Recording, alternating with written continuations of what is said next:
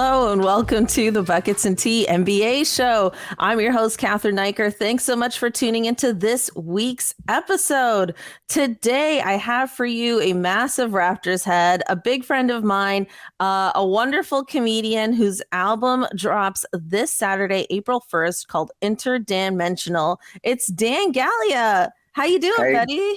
Not bad. How are you? Oh, it's so good to have you here. I always love this, like if you're watching on YouTube, this like portrait of, I want to say old Toronto, like before every condo took the Rogers Center out of our skyline. Yeah, this was still the Sky Dome, probably. Yeah, it was probably still the Sky Dome. Yes, yeah. The moon is not to scale. The moon is quite large in this picture. It's a wolf blood moon, I think. Yeah, but it's very nice. It's very nice. We've got lots of NBA and Raptors news to talk about. I missed last week's episode. I'm so sorry. I've been trying so hard to stay on top of the episodes, but I just had too much life happening last week. I was on set for a new show that's coming out later this year called Late Bloomer, starring Just Rain. So definitely keep your eyes out for that. It'll be on Crave. I think it'll debut in the fall. I'm not 100% sure, but just stay tuned for that. It's going to be very, very exciting. But anyways, just lots of life happening, lots of basketball happening. Let's jump into it. I've been following pretty closely this MVP race, and we were supposed to have this showdown, I believe it was on Monday, with Joel Embiid and Nikola Jokic. And Embiid had to sit out because of some knee soreness. And, it was just super disappointing because we've been waiting for this MVP showdown. We've been waiting. I feel like a lot of the fan base, not all the fan base, but a lot of the fan base and a lot of NBA journalists and heads have been looking for a reason not to give Nikola Jokic his third MVP in a row. And I think Embiid going up against him in these final games could have been it. And the opportunity was lost. What do you think? That's exactly what I think. I mean, I think that they're so close too in this MVP race, those two, that any little thing at this point could kind of shift it. And I really think it's Jokic is to lose, but it's also I feel like Embiid does get injured a lot. And I do feel like it should be part of the consideration because as a most valuable player, part of that value is keeping yourself in a condition where you can finish a full season, right, and not be destroyed at the end. You know what I mean? And so I don't know. I do think it should kind of matter. And I think that if it's really close and one of the players is sitting out more, that's the player that probably shouldn't win. Yeah, it's so interesting because I believe that now I'm paraphrasing another podcast that I was listening to, but he has somewhere around 59 to 60 games played this season approximately, and it would be one of the lower number of games played in a season total for an MVP if Embiid were to win. But there's something about I just feel like in this era of basketball, and I know we're Raptors fans and we're not supposed to support Philadelphia in any way, but in this era of basketball, I feel like Giannis, Jokic, and Embiid being MVPs feels right in terms of how I feel, who has dominated, at least in the regular season, who is so dominant in this league right now, where I feel like if Jokic wins a third MVP, we're going to look back and it's going to be like the whole Steve Nash thing where, it's decades later and everybody keeps saying who it should have gone to instead. But that's the thing about the league is that it's full of great players and you can decide, I agree with you. I think Embiid has probably earned an MVP along the way and for whatever reason hasn't won it because of probably Jokic being there. And just there's every player always has that person that's just a little bit above them. You know what I mean? And it's with Embiid, I feel yes, he's a dominant player, but he's only a dominant player for the games he's on the court. Right. And it's like, if he's going to win this and it's like one of the lower amounts of games anybody's ever played that's won an MVP, it's like there's something to be said about that, because it's like, if it was a 60 game season, then maybe a lot of players would be much better. You know what I Well, mean? yeah, it adds to that argument for sure. And I totally get what you're saying. It's like, the greatest ability is availability. Right. But I just, yeah, it's like, it's kind of like, how sometimes in the Oscars where like an actor will win an Oscar, but it feels more like a lifetime Oscar than it does for that Yeah. movie. Exactly. Like no one's rewatching The Revenant, but everyone agreed Leonardo DiCaprio should have an Oscar by now. You know what I mean? Like it kind of feels 100%. like that to me a bit. Yeah. And, maybe sometimes you have years like that.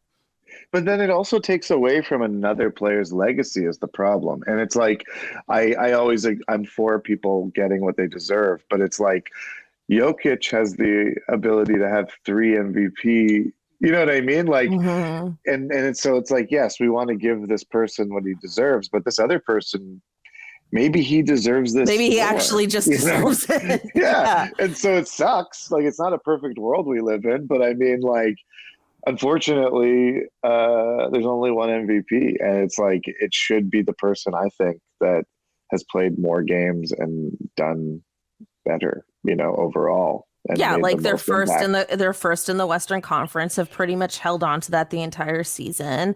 Last year the kind of narrative was like, he didn't have the quote unquote help, like, with Jamal Murray and Michael Porter Jr. both being out for the season, and he had to carry that team. But now it's like, okay, well, he's still carrying the team, and Mm-hmm. now they're the best in the league. And also, if someone asked you who has a better chance of winning the NBA championships, Philadelphia or Denver, Right. who would you say? I would say, well, I would say Denver because I think Milwaukee's coming out of the East. Well, that's what I'm saying, is I think that, Yeah. like, that's the thing, is like he's on a better team. He's adding to a better team. So many people in the NBA media, specifically the American NBA media, are so low on Denver that it's making me feel crazy. A bit, you know what I mean? Like I watched some like ESPN clip where like Brian Windhorst, who is a very respected voice in NBA journalism, was talking about the Lakers winning the championship today, just because in the last like 8 games, or not even 8 games, like 8 days or something, they've had one of the top defenses in the league. And it's like, you don't have the top defense in the NBA for 8 games in March and then win a championship. Like, that's just not historically how things go. I mean, I just feel like all those guys probably just get paid to have some weird hot take just to keep things interesting. We've talked about that on this show as well before in the past, but I was just like, wow, it is wild to me. It's sports entertainment. You know what I mean? Because it's yes, like the entertainment part. But this is entertaining, is it not? I don't know. Absolutely. No, this is. But what I'm saying is like Denver is not like a shiny market for these people. No, like they're just getting crapped on. They would love LA to win the championship every year, right? But it's like Denver is like, remember when Toronto won the championship? Like, they didn't want to talk about us until we were like, they didn't want to talk about us. They didn't want to come here. Exactly. Didn't Stephen A go on a tangent about actually needing his passport or something? Like, like, oh God, I have a passport. I have to like as if a passport's so heavy, as if it takes so much space in the luggage. I know. And I get it. I really do. It takes up a lot of space. Yeah, it takes and the customs line I can kind of get. Like, if you've never been in a customs line before. Oh my God. Yeah, it's just not like a shiny thing for them to talk about, because to them it's like, oh, it's Denver. You know what I mean? Like, yeah, well, if we've learned anything from John Morant, they're an open carry state, and you think they'd love that. I'm just kidding. I'm just kidding. Oh my God. Clip that, please. Yeah, don't clip that. Don't clip that. I just, I mean, it was definitely disappointing to not see those two show off. And I feel like currently, like the Vegas odds are leaning towards Jokic getting his third MVP as of this recording. But I feel like I would be fine if it was either one of them. And I actually think, due to the playoff success, and we'll obviously see this year if that changes drastically or not, I think people will start looking back and being like, wow, maybe Giannis should have been the one who had 3 MVPs. That's true. Right? Like, I think when we look back at it, because I think like for some reason when Giannis won 2 and there was this opportunity to give him a third, I just felt like people were like, oh, well, we don't do that. We don't give people 3 MVPs in a row, or like we haven't done that since like, I don't know, like Jordan's era or something. But, so it's weird how things change. And it's one of those things where it's like in the moment, I feel like it feels fine to give him a third MVP, but it's one of those things for sure we're going to look back on and hate somehow.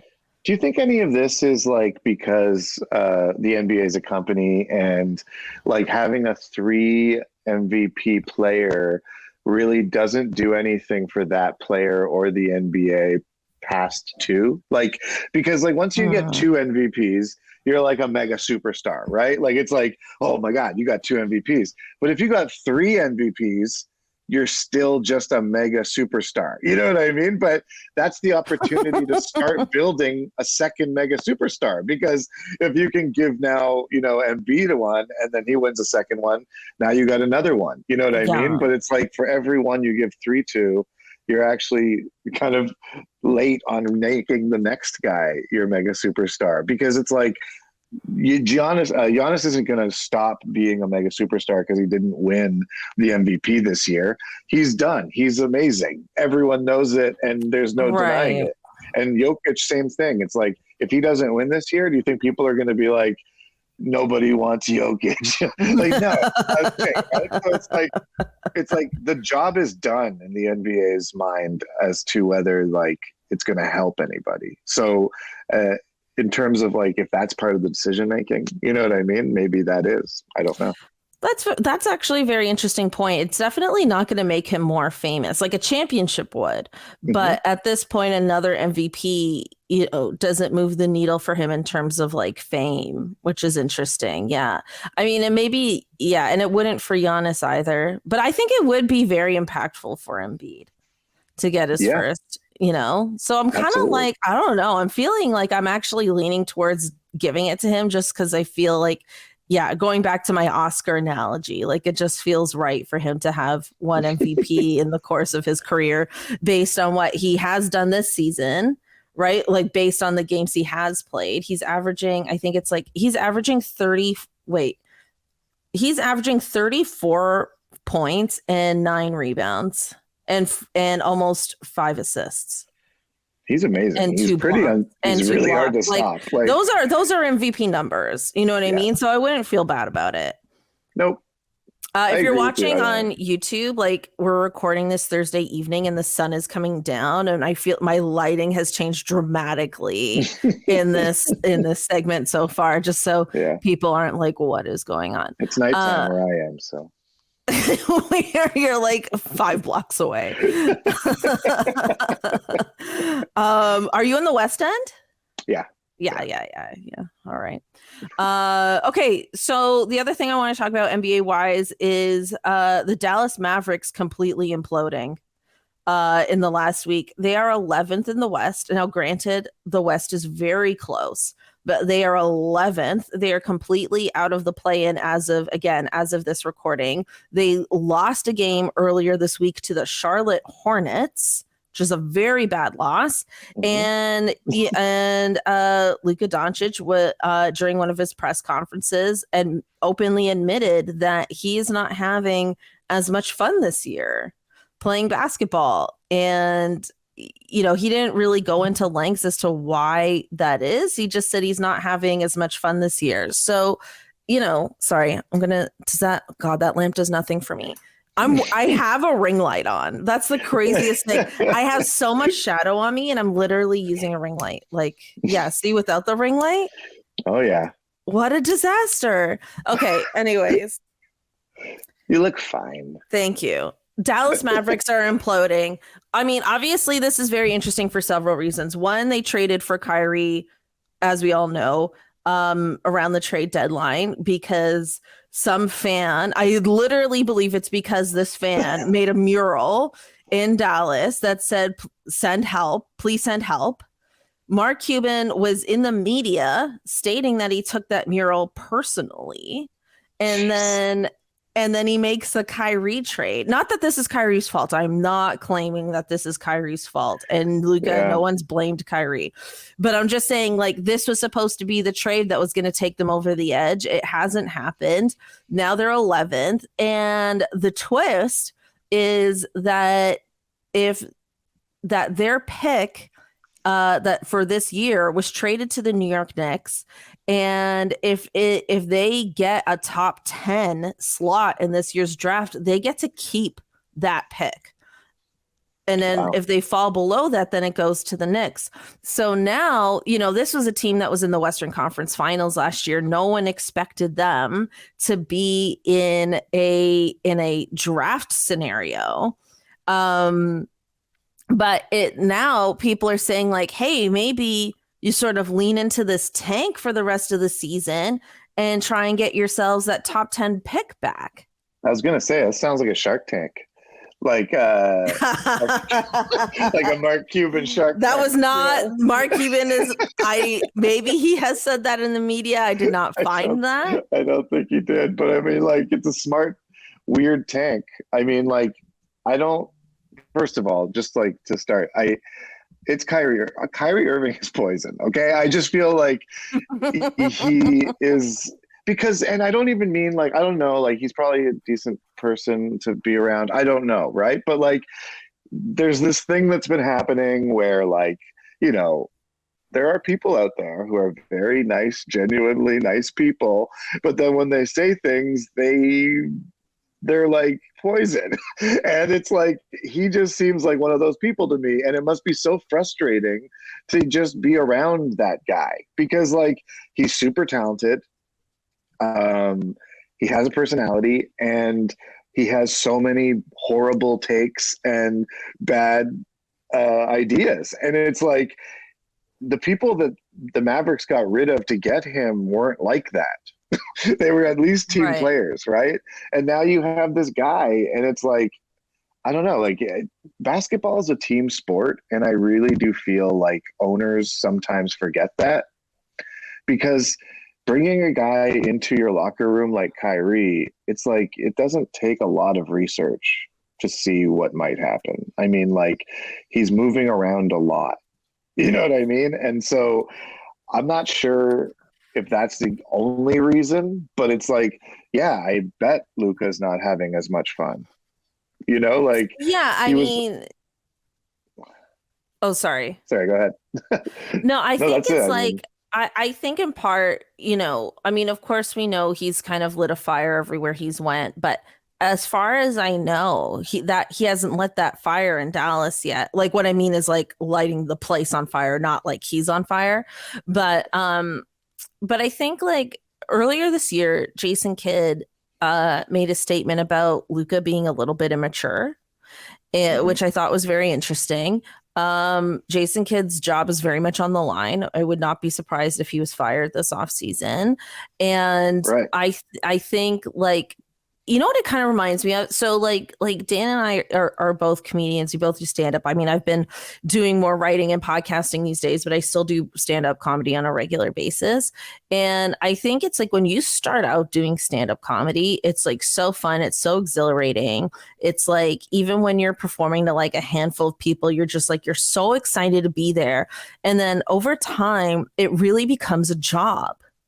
Right. And so then suddenly it's like you have these shows and you're performing in front of hundreds of people and you're just like, I don't want to do this. You know what I mean? Like you get those days and then it's like you're just kind of like you're going through the motion of like your club set or your theater set or your corporate set.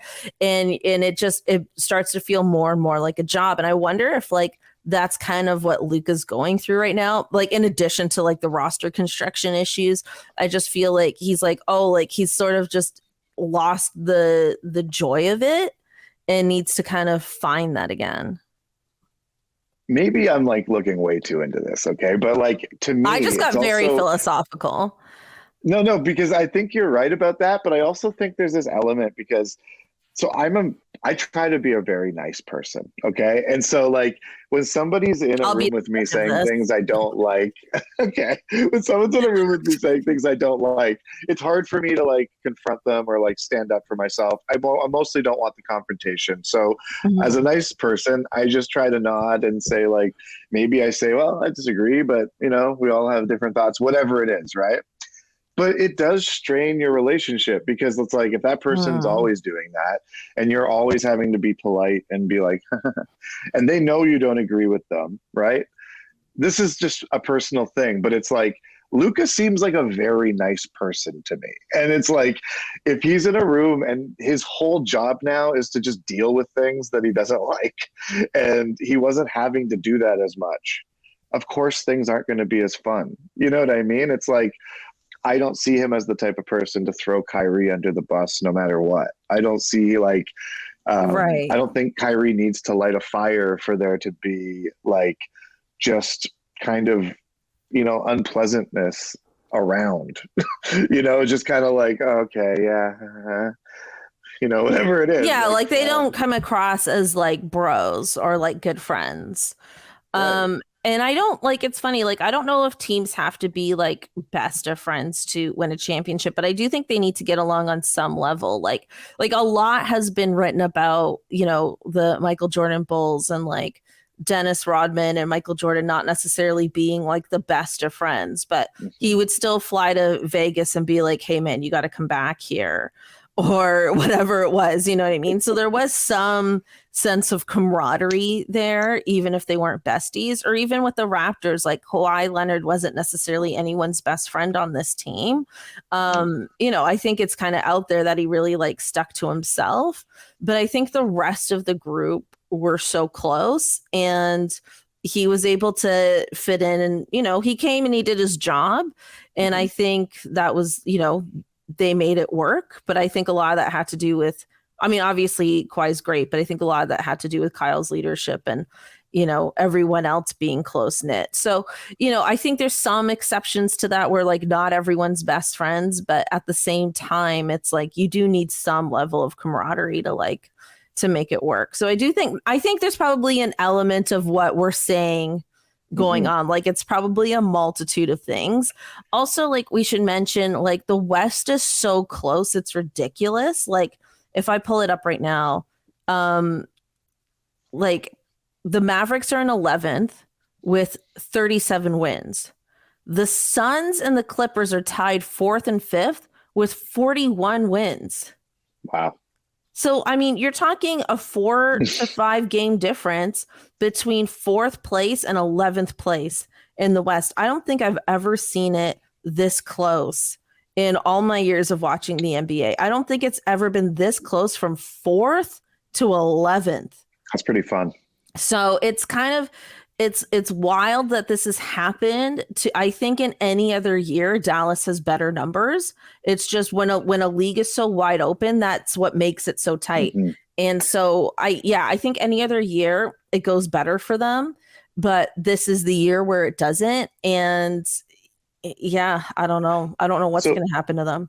here's a question for you though. I read an article the other day about Boucher talking about like how betting has kind of made things harder for the Yeah, we players. have that as a topic later. You're cutting ahead, but okay, go on. No, let's save it for later. I forgot that was a topic. It's like Totally literally, fine. I emailed Dan with all the topics, and he's like, I read this article the other day. I'm like, I You're like, sent it I to sent that you. to you. It's in I a link literally right sent it to here. you, and it's on our list. I read like 6 articles the other day, and Wow. Wow. Okay, We this were is what back. happens when you're a woman, everyone. Um, remember when I said earlier I'd be the judge whether you're a nice guy or not? But Yeah. anyway, Oh man. I'm just kidding. Oh I'm just kidding. dear. I'm just kidding. It's all good. Okay, Dallas. Yeah. So Dallas is imploding. I think the fact that they have this top 10 draft pick looming makes things extra interesting. And I feel like it's so hard when you're so close yet so far away. And if the roster's not happy, if all of this is going on, I feel like not that I'm a GM, but I feel like if I'm them, if I'm Mark Cuban, I'm thinking to myself, okay, is there a world where we can negotiate some sort of sign and trade for Kyrie so we don't completely lose him in free agency this summer and maybe get this top 10 pick? And will that keep Luca happy? Again, right? Like, because also if you're them, you're talking to Luca and you're like, okay, what's going to make you happy here? Not that players always know best. Like as we know, it's not every player is the best GM, but you still have the conversation. Absolutely. Yeah. I mean, that's kind of where I would be leaning, because it's like, okay, we're not going to win the championship. We might not even get out of the first. We might not even make it to the play-in. Let's just, let's regroup here. How, like, I just want to know how unhappy Luca is and like why. That's all. Because it's like, no matter what you do, if he's not happy, it's not going to be good. Like, we've seen players unhappy in how they play. Like, Vince Carter wouldn't even dunk anymore. That's his whole thing. Yeah. I mean, also, like, we didn't give his mom a parking spot, which is like ridiculously petty. And in hindsight, we should have just given Michelle Carter her parking spot. Like, who cares? But in any case, I mean, nowadays you're just giving Michelle Carter a parking spot. It's like not even a question how much these guys get whatever they want. But back then it was like, you want your mom to have a parking spot? Like, that's actually not a huge ask anymore. No. But and anyway, that's a whole tangent for a different. They were like, we'll do it, but the Raptors don't eat lunch every Tuesday for 10 months. You're like, what the hell? Oh God, so poorly run back then. But okay, keeping our eye on Dallas, I'm very curious to see how they're gonna make this work in the next week or so, if they're gonna go for it or not. One more Western Conference thing we got to talk about before we get into Raptors. I feel like the big news this week is we've got a lot of players coming back from injury this week. Both LeBron James and Kevin Durant have come back this week. Paul George went down with what looked like a brutal knee injury, but it turns out that there is no structural damage beyond a knee sprain, which is great news for him. And he's going to be reevaluated in the next 2 to 3 weeks. So you figure, like, are you okay? It was my foot. I fell, remember? Oh my God, stop hitting your foot on things. I just saw you flinch in like a very painful way. Yeah. Anyway, okay, so Paul George is being reevaluated in the next 2 to 3 weeks, which is great because, for the Clippers, if they can get past the first round, which is actually a huge if now, especially if they're facing the Suns in the first round, like that's a tough 4 or 5 matchup. But if they're able to get out of this first round, then suddenly I think the Clippers would look really good. But even in that case, in the grand scheme of things, that's still better for Paul George. And there is, nothing definitive but hope that Andrew Wiggins will come back soon. Steve Kerr, after a post-game presser, said that there is hope that he is coming back soon, although he didn't give more details about a date. So between Kevin Durant, LeBron James, Paul George, and Andrew Wiggins potentially being available for the playoffs, which player do you think is going to have the biggest impact? KD. Easy, hands down. Yeah. I think he's pretty, because he's coming into a team that's so stacked too. And it's just like, he's just going to make that team so much better as he does. And we haven't really gotten to see like him with the Suns like for too long. And I think that like, yeah, wasn't it only like 3 games? Yeah. And if you're talking about impact, it's like, these games are going to be so important for him to gel with that team and get ready for the playoffs so that when they're in the playoffs, they're meshing, because he is arguably one of the best players in the league. And being added to that team that's already doing fine is not going to hurt them. And I think that LeBron is also a good option, but it's like, I don't know. Sometimes I think he's such a great player. I don't know that the team around him wouldn't be better without him after a while. Ooh, controversial. I think he's so great. I just think that like there's a lot of young players that are probably. Listen, I don't know that the team would be better without LeBron. LeBron is great, but I do think that like I think you should just commit to your really bad take here. No, you know what? Yeah, they would be better if he was out. No, but I don't know. Yeah, I just feel like he takes a lot of the ball time and a lot of like the attention, and I think that like that team could flourish a little bit, get their young guys kind of playing a little better if they had more time. So that's all. Yeah, I completely agree. I think Kevin Durant with the Suns is such a massive, intriguing X factor, unlike anything I've ever seen. Like I said, the numbers are so close already. I also think Kevin Durant is not only such a good player, but is also such a smart player that I don't actually think it will take him so long to adjust compared to any other blockbuster trade of this magnitude. I actually think he will find his fitting, and he already looked great in those 3 games that we got to see him in. I think he will absolutely find his footing with this team with the remainder of the regular season, and I think they're going to be hard to predict without such a huge sample size of what they can do and what they're capable of, but they are so massively intriguing to me. I absolutely think they have the potential to win it all. And they're impossible to ignore. And like I said, man, for as good as the Clippers have been this season when they've been healthy, a first round against the Suns, I'm not picking them. No. Even if Paul George is able to come back somehow miraculously, I will not pick them. Yeah, that is super intriguing to me. I also think, I've been weird with the Warriors this season, but also the Warriors have been weird with us. Yeah. You know what I mean? And I think like when they are clicking, they do look like the reigning NBA champs. They do look unstoppable. They do feel like an avalanche still when they're on fire. It's just, they're so inconsistent. And I was saying this on the pod, I think a few weeks ago, like when Draymond and Dylan Brooks were going at it, and Draymond was like, I don't really get up for like March and this, that, and the other. And I'm like, you're in the play-in, like you have to get up in March.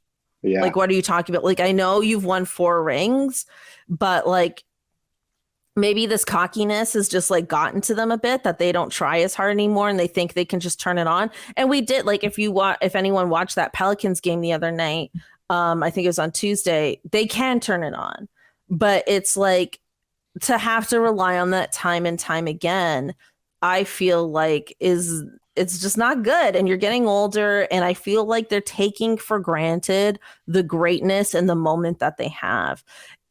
With all that being said, if Wiggins comes back and they play the way they played in the second half of that Pelicans game, I would be uncomfortable betting against them.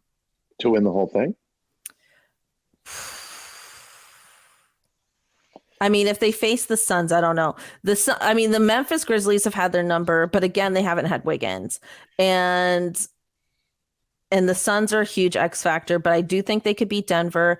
I think they could beat, no one's betting on the Kings to do anything significant. I'm sorry. I think they can beat any other team in the West. It's just those 2 teams would be the only ones I'd be nervous about, but I'd be, that's where I stand. Yeah, I just think the momentum is a problem because it's like you said, they haven't been that consistent, and it makes me wonder if like they're being inspired game to game rather than being inspired by a championship. Like it's like it takes like a competitive game to wake them up. Oh yeah, and like the way Draymond had to like throw such a fit on the court to get his team motivated. And to me, it was very obvious that he was doing this deliberately to get his team motivated. I don't think it had anything to do with like his actual emotions, Right. like, or his emotions being out of control. Like, he needed to do it for his team. And like, yeah, that is a red flag. Mm-hmm. That is a red flag. I guess it's just maybe I'm leaning more towards the fact that it's disappointing that they're wasting this away, because they are, to me, one of the most special teams I've ever watched in my life. No, they're great. And to watch them just like, which all great teams do, like even like the Shaq Kobe Lakers were the exact same way. Like when you win a handful of championships, you just I don't know, you relax a little too much, and then people creep up, and then you don't take them seriously, and then the next thing you know, you're on a beach in Cabo. Yeah, and then injuries happen, and they actually make you more tired than before. You know what I mean? Yeah. Because you're like, oh, God, and you're getting older, and totally. yeah, I just feel like they're taking the moment for granted, but I also still see their flashes of greatness that are still as great as anything I've ever seen. I would like it if they just like stopped trying and just like dedicated themselves to being like a Globetrotters type team in the NBA, where Steph Curry just takes circus shots from center all the time. Maybe that's what he'll do when he's retired. Like he'll just tour on his own and just throw up these massive lobs and get them in, and everyone will just be like astonished. I would go to that. Yeah. I would actually pay to see that. I would pay to just see him chuck a ball. Yeah, he's the new Red Panda. He just chucks ball.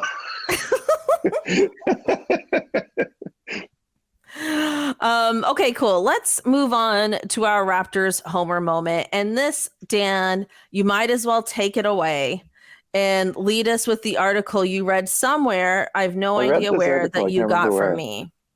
Yeah, I read this article. I was by myself and I found it. And basically, no, I'll bring it back to what I was going to say, which was, do you think that the Luca Doncic unhappiness is because of this extra pressure from all of this? Because the social media pressure apparently has been mounting because of all these little bets, right? Like people are making bets. Go ahead. Let me take this back a second. So Chris Boucher said on his podcast, I believe it's called Hustle Play, and it's available on Yahoo or Yahoo Sports. He talked about how much more pressure and bullying that players receive from fans as a result of sports betting. And he quoted a person by saying that Chris Boucher got a message from a fan saying that they, quote, picked the wrong slave this week, which is fucking disgusting. I can't believe anyone would say that. I mean, I guess I can believe it, but it's pretty awful and gross. And, you know, I guess because of social media and because of all these things, people have more access, like more direct access to other people, and DMs and gross messages like that filter through sometimes. And yeah, Chris Boucher was basically saying like sports betting has amplified the social media related bullying that already existed. Actually, Bradley Beal got into an altercation earlier this week with a fan because he was yelling at him for losing his bet. And then he went up to the fan and like tapped his hat. And then the fan was like, oh, you like grazed my face a bit, so now it's like assault or whatever. Which is like, the whole thing is ridiculous. Like, you know, Bradley Beal shouldn't be doing that to the fan, but also the fan shouldn't be verbally assaulting or, you know, harassing him in the first place. So it's all kinds of wrong and terrible. And like, yeah, these things are boiling over. And yeah, who knows? Maybe Luca's, lack of joy with the game that he's expressed is in part a result of this. I think it's like, it's something that maybe not everyone anticipated when they thought about sports betting. Everyone was just thinking about the money, as they always do. Yeah. But something I'm always fascinated about is like our relationship with sports. Like one thing I'm guilty of this, so I will admit it. But I know many, many, many other people are like this. Like when I talk about the Raptors, I say we. Yeah. I'm not part of the team. You know what I mean? I'm not part of the team. It's not about me in any way, but I say we when I talk about the Raptors, and I know like so many other fans, we the North. Okay, so maybe it's not my fault. Maybe it's not my fault. They brainwashed me. No, but literally like so many fans do that. And I think like oftentimes we need to take pause, because we have many of us diehards, and like again, I'm including myself in this. I don't want people to feel like, you know, I'm calling you out or anything. Have potentially unhealthy relationships with the sport or with sports in general, and it's like we all just need to take pause sometimes and kind of check ourselves and just like take a deep breath and remember it's just sports. It's just basketball, you know. I think that's where the betting becomes a problem, because as soon as you bring money into this stuff, it's like, and I don't have anything against betting per se, but it does make sports more personal, because if a guy doesn't get 20 points and you lost $1,000, you're mad at that guy, and you're mad at him because he made you lose $1,000 in your head if you're an idiot, right? So like, so like it does make it more personal, and then you start blaming this person that you don't know, that you shouldn't have really even counted on for that money or whatever. And it's like, I really do feel like ever since betting has become like the main sponsor, it seems, of sports, it just feels like everything always goes way too far in every direction at first. And right now the market is flooded with these betting sites painting themselves all over every sport. And I don't know that that's healthy. I think it's okay to make betting legal. I don't necessarily know that it's okay to have them be like in the sport broadcast and all that stuff too, because it's like, that's really not the sport. That's the money gambling side. That's the, you know what I mean? So I don't know. I feel like we have to kind of step back and be like, okay, that was overkill. Let's maybe like reset this. And even even I get completely bombarded by sports betting ads probably just based on who I follow. So it's not necessarily like, it feels very male, but I don't know in terms of its like marketing and outreach, how gendered it is, because like I get tons of those ads and I haven't clicked on a single one of them. And so it's like they are completely unavoidable. I was trying to do like a bit about how I get that and like ads for like crystals at like the same rate.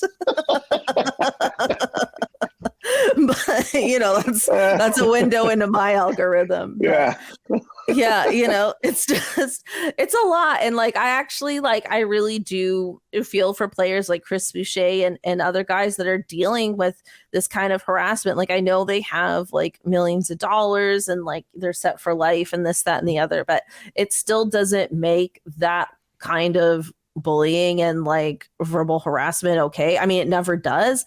And I mean, it's just so obvious it shouldn't have to be said, but you know, the fact that Chris Boucher was speaking out about it, I wanted to talk about it as well from a fan perspective, because I'm always so interested in our relationships with sports and how they evolve. And I guess maybe because as a female sports fan and as someone who's been a fan since I was a kid, it's like maybe I've seen things through a slightly different lens. So it's something that's always intrigued me. And it's just like, yeah, it's another evolution in our relationship with sports, with the players, with the teams, and I just think like it's just really important to have a healthier relationship with the game. And don't bet $1,000 if you can't afford to lose it. Yeah. Boom.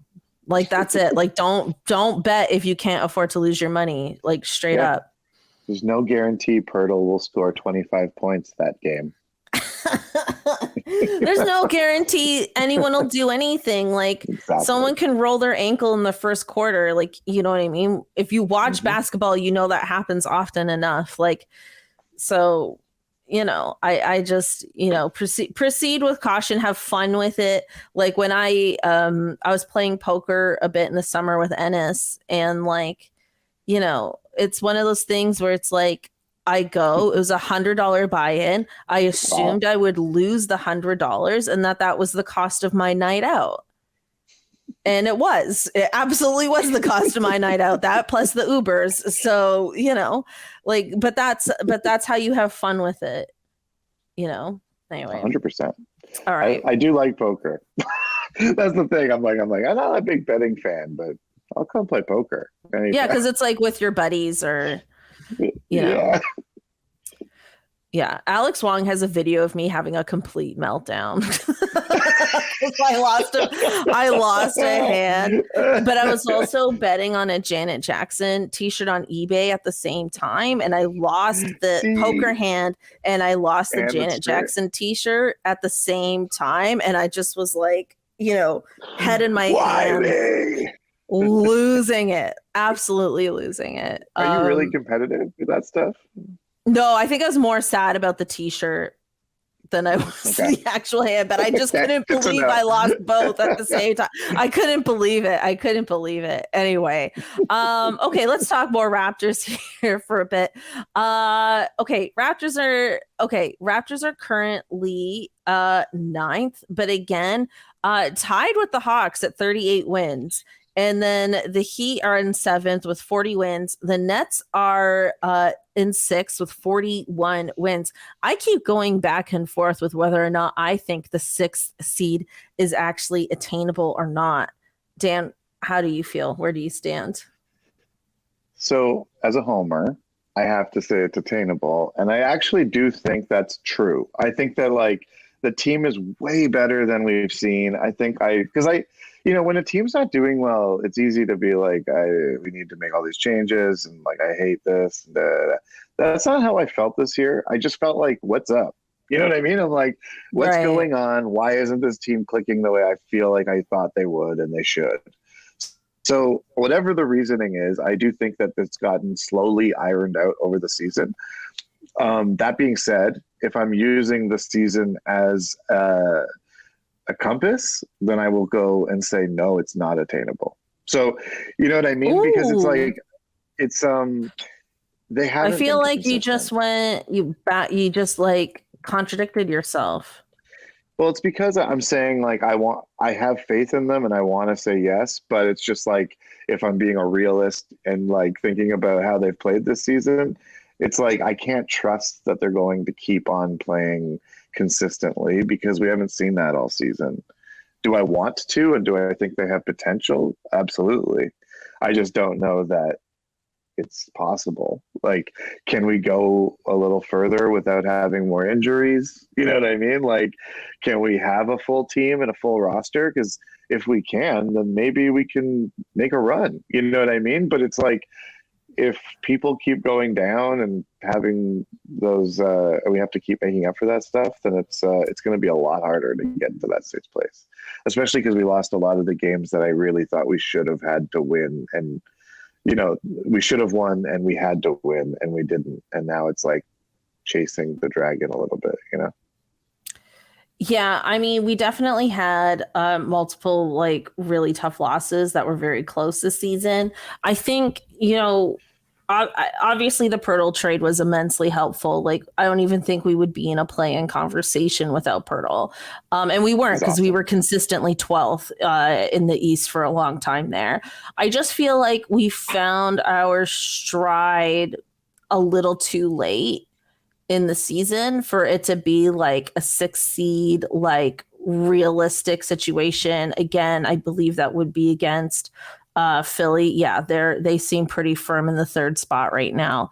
Although they're only like the Celtics are only 2 games ahead of them. But in any case, yeah, they've been pretty much third throughout the most of the season. And I don't know. I don't think that's going to be realistic at this point. But I do think being in the top 7th or 8th in this play-in is very realistic. I think we could currently we're 9th. I definitely think we could pass the Hawks, possibly even the Heat, and then just get swept by the Celtics or the Bucks later. But you know what? Like, I think it's kind of looking at what we can build upon based on how we've played out the last part of this regular season is the optimistic approach, I think. Well, it's like I listen to like the Raptors show a lot, and it's like they were making fun of like Nick Nurse because like in an interview he was saying like, yeah, I think we could be a hard out.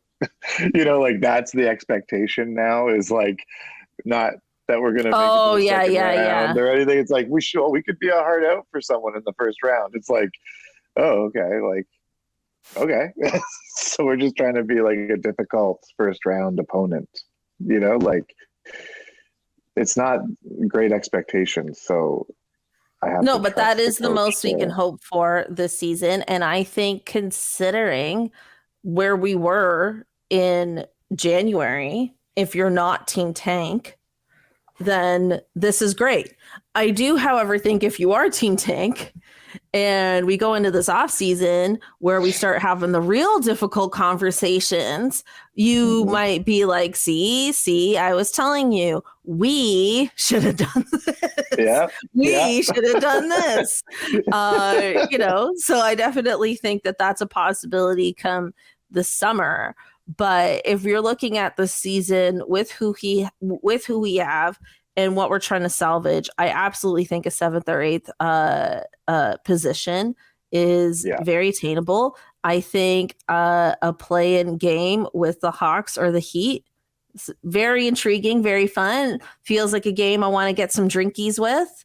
Have a fun time with that. And if it ends up being the end, then drink the night away. Either way is, I think, how I'm gonna play it. Cool. Yeah, I did that during the trade deadline, and I think I'll do it. Worked out. You're like, I figured it out. Yeah, I figured it out. I don't get like that for every game, but the milestones, and I'm pretty sure I was drunk throughout the entire finals. I'm pretty sure I was drunk the whole finals. Like, remember during the pandemic, and they were like replaying the games. A part of me felt like I was reliving those moments, but it felt like I was watching it for the first time because I was watching it for the first time sober. You were so drunk. That's pretty drunk. That's hilarious. During the finals, because I was so excited. You know what I mean? Like, I think I cried every national anthem. Like, remember when the national anthem was such a big deal? I think I cried like everyone. I don't want people to think I'm an alcoholic. I'm really not. I promise. I'm only a social drinker, but I was just out for all those games with people and just basking in the glory of it. And because I've been a Raptors fan for so long, I really felt like I earned these moments, And then at one point I was like, man, like, being in a finals is expensive, but that's because I'm buying so many drinks at bars. I should have just made other people buy those drinks for me. Yeah. You gotta learn. You've learned. I've learned that I am an alcoholic. Is that what you said? No, that you need to get people to drink. You need to get people to buy those drinks for you next time. Yeah. I need to. I should have. I really should have done that. I was doing that. I'm an independent woman. Me buying my own drinks. In any case, I think we both agree that the Raptors realistically can be in a 7th or 8th spot, but I do like revisiting it each week as we get closer and closer. Okay, it is time for our Raptors hottie highlight of the week. And I am giving it to one of our all-time hotties, really. It's Gary Trent Jr. and the fan-made Raptors jacket that he wore earlier this week. Did you get to see that jacket? Okay, let me send you. I'm going to post this real quick in our little chat here on the StreamYard. It was a very beautiful custom jacket. It was made by, I believe her name is Natalia Amrez. So I hope I'm pronouncing that right. Shout out to you. It's really nice. I love like Gary Trent Jr. is a free agent this year, but he really reps Toronto like so hard. I think he legit actually wants to stay, which would be wonderful. Like I remember during the trade deadline, he actually went to that like KFC court thing. And everyone was like, is he actually going to come to this? What if he gets traded and he's just here? But he was like, no, I'm cool. Like he's just, really having a great time, really embracing the North. I love having him a part of this team. I love that he loves our city, loves our team, loves our logos. And as the fashionista that he is, it's nice to see that he also like enjoys repping our team colors, even when he's like, technically sitting out and in street clothes. Absolutely. I love Gary, man. He's so young too. And like people just I don't think people realize like how good he is for how young he is. You know what I mean? Mm-hmm, Like mm-hmm, mm-hmm. I don't want to get rid of Gary at all. I never really have, even when it was the popular thing to say. I like Gary. Yeah, I like He's him too. chill. I like him as a player, but he's also just very great on a vibes level. So Yeah, uh absolutely. yeah, he gets our Raptors hottie highlight of the week this week. Dan, thank you so much for joining me. What a journey it's been. Please tell people whenever I send you articles that it's not me. Just feel free to do that anytime.